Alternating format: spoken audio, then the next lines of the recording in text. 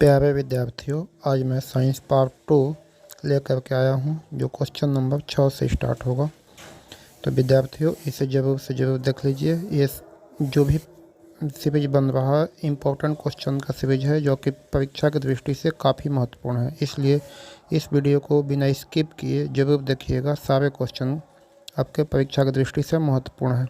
तो आज का 6 नंबर हमारा क्वेश्चन है, उत्तल दर्पण का उपयोग साइड मिरर के रूप में क्यों किया जाता है। बहुत अच्छा क्वेश्चन है। इसका आंसर है, उत्तल दर्पण का उपयोग साइड मिरर के रूप में किया जाता है क्योंकि वे किसी वस्तु का सीधा प्रतिबिंब बनाते हैं।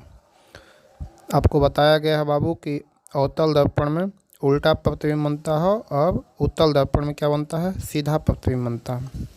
तो उत्तल दर्पण जो है सीधा प्रतिबिंब बनाता है तथा इसमें किसी वस्तु का छोटा भी प्रतिबिंब बनता है। इसलिए लिखा गया है कि यद्यपि वह छोटा होता है और इनका दृष्टि क्षेत्र विस्तृत होता है। विस्तृत कहने का तात्पर्य यह है कि इस दर्पण में पीछे से आ रही वस्तुएं दूर तक की वस्तुएं दिखाई देती है, यानी इसका फैलाव देखने का जो क्षेत्र होता है वो ज़्यादा होता है। इसलिए इनका दृष्टि क्षेत्र विस्तृत होता है क्योंकि ये बाहर की ओर वक्रित होते हैं। वक्रित मतलब कि टेढ़ा, बाहर की ओर ये घुमावदार होता है। इसलिए उत्तल दर्पण का उपयोग हम लोग साइड मिरर के रूप में किया जाता है क्योंकि इससे दृष्टि क्षेत्र बड़ा बनता है।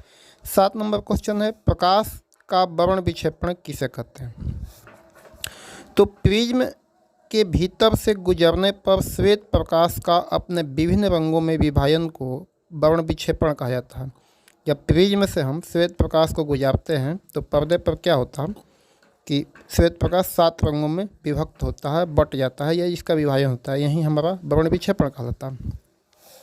आज का 8 नंबर क्वेश्चन है, विद्युत धारा एवं प्रतिरोध को परिभाषित करें तथा इसका एसआई मात्रक लिखे। एसआई मात्रक तो आपका ऑब्जेक्टिव में भी पूछ लिया जाता है और कभी कभी सब्जेक्टिव में 2 नंबर में भी डाल दिया जाता है, परिभाषा प्लस में उसका एसआई मात्रक। तो विद्युत धारा का परिभाषा देंगे, विद्युत आवेश के प्रवाह की दर को विद्युत धारा कहते हैं। देखिए एकदम शॉर्टकट परिभाषा है आपका कि विद्युत आवेश के प्रवाह की दर को विद्युत धारा कहते हैं। इसका एसआई मात्रक एम्पियर होता है, इसे ऐसे सूचित किया जाता है।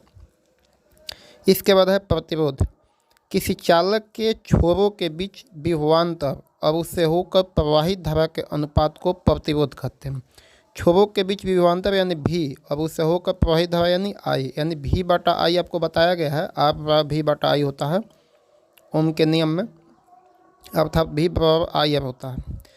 तो प्रतिरोध का परिभाषा यहाँ पर हो गया, किसी चालक के छोरों के बीच विभवांतर और उससे होकर प्रवाहित धारा का जो अनुपात होता है उसी को हम लोग प्रतिरोध कहते हैं और इसका एसआई मात्रक ओम होता है। ओम का संकेत होता है इस तरह से। इसके बाद आज का नेक्स्ट क्वेश्चन 9 नंबर है हमारा, 2 चुंबकीय क्षेत्र रेखाएं एक दूसरे को प्रतिच्छेद क्यों नहीं करती है। चलिए इसका आंसर देखते हैं। 2 चुंबकीय क्षेत्र रेखाएं कभी एक दूसरे को प्रतिच्छेद नहीं करती। यदि वे कभी एक दूसरे को प्रतिच्छेद करेगी तो प्रतिच्छेद के बिंदु पर चुंबकीय क्षेत्र की 2 दिशाएं हो जाएगी। यदि प्रतिच्छेद करती है तो उसकी प्रतिच्छेद बिंदु जो होगा वहाँ पर 2 दिशाएं हो जाएगी, जो कि क्या है, ये असंभव है। ये भी क्वेश्चन आपका परीक्षा की दृष्टि से महत्वपूर्ण है। आगे आज का लास्ट क्वेश्चन अब 10 नंबर क्वेश्चन है, उत्तल दर्पण एवं अवतल दर्पण में अंतर स्पष्ट करें। तो एक तरफ लिख देंगे उत्तल दर्पण और एक तरफ लिख देंगे अवतल दर्पण।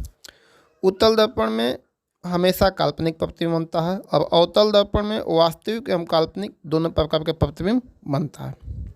दूसरा, इसका दृष्टि क्षेत्र बड़ा होता है उत्तल दर्पण का, और अवतल दर्पण का दृष्टि क्षेत्र का होता है छोटा होता है। तो आज के वीडियो में इतना ही, धन्यवाद।